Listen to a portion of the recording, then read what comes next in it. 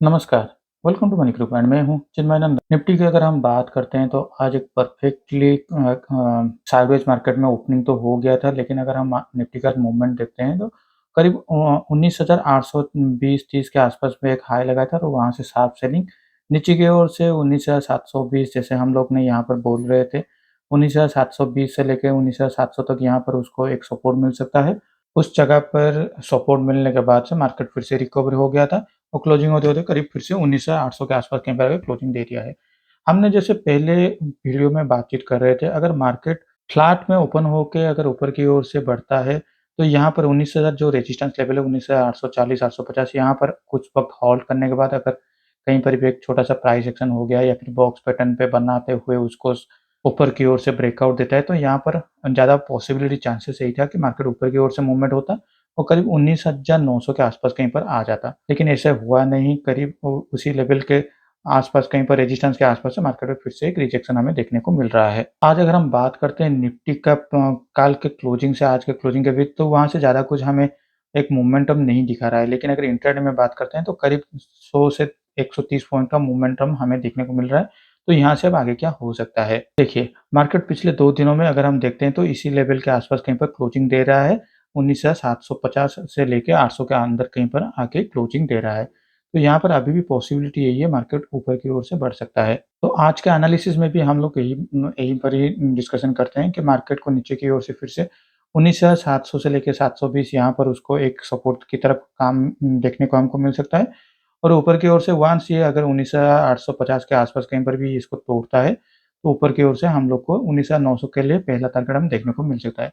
लेकिन अगर मार्केट एक बड़ा गैप अप में ओपनिंग हो जाता है, 19,900 के आसपास कहीं पे ही गैप अप में ओपनिंग हो जाता है, तो यहाँ पर आइदर मार्केट जैसे फ्लैट में जा सकता है या फिर से 19,900 के आसपास में एक थोड़ा उसको प्रॉफिट बुकिंग हमें देखने को मिल सकता है, जहाँ पर कि मार्केट ने फिर से 19,840 850 के आसपास आते ही यहाँ से हो सकता है यहाँ पर फिर से एक फ्लैट बनाते हुए प्राइस एक्शन के तहत ऊपर की ओर से मूवमेंट होता है हो जाए, या फिर कल क्लोजिंग ही 19,840 850 के आसपास कहीं पर दे दे। लेकिन सबसे इंटरेस्टिंगली यही होगा, आज जैसे मार्केट फ्लैट में ओपन हो गया 20-30 पॉइंट के ऊपर नीचे अगर मार्केट ओपन हो जाता है और स्लो एंड स्टेडीली अगर ऊपर की ओर से मूवमेंट होता है, वन्स 19,840 50 के आसपास कहीं पर भी मार्केट एक प्राइस एक्शन बनाता है, तो हम लोग अच्छे खासे ऊपर की ओर से फिर से प्लान आउट कर सकते हैं। तो चलिए अब देख लेते हैं बैंक निफ्टी की ओर। निफ्टी जहाँ पर पॉजिटिव मोमेंटम दिखा रहा है, वहाँ पर बैंक निफ्टी पे थोड़ा वीकनेस हमें दिखाई दे रहा है।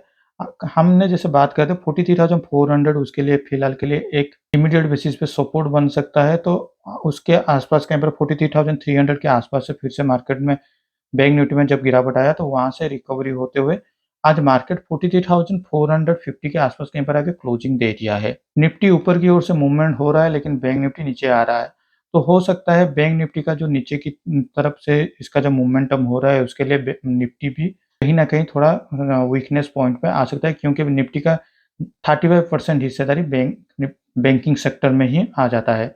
तो इसलिए अगर कल बैंक निफ्टी अगर ओपन होते हुए करीब इस लेवल के ऊपर कहीं पर भी ओपन हो जाता है 43,500 के ऊपर, तो हम लोग को आज का जो क्लोजिंग प्राइस है यहाँ तक हमें एक स्टॉप लॉस डालना है और हम लोग पहले 15 मिनट्स तक इंतज़ार करेंगे। अगर ये ओपन होके फिर ना 43,500 को अगर एक्सपेक्ट कर रहा है, तो हम लोग ऊपर की ओर से प्लान आउट करेंगे।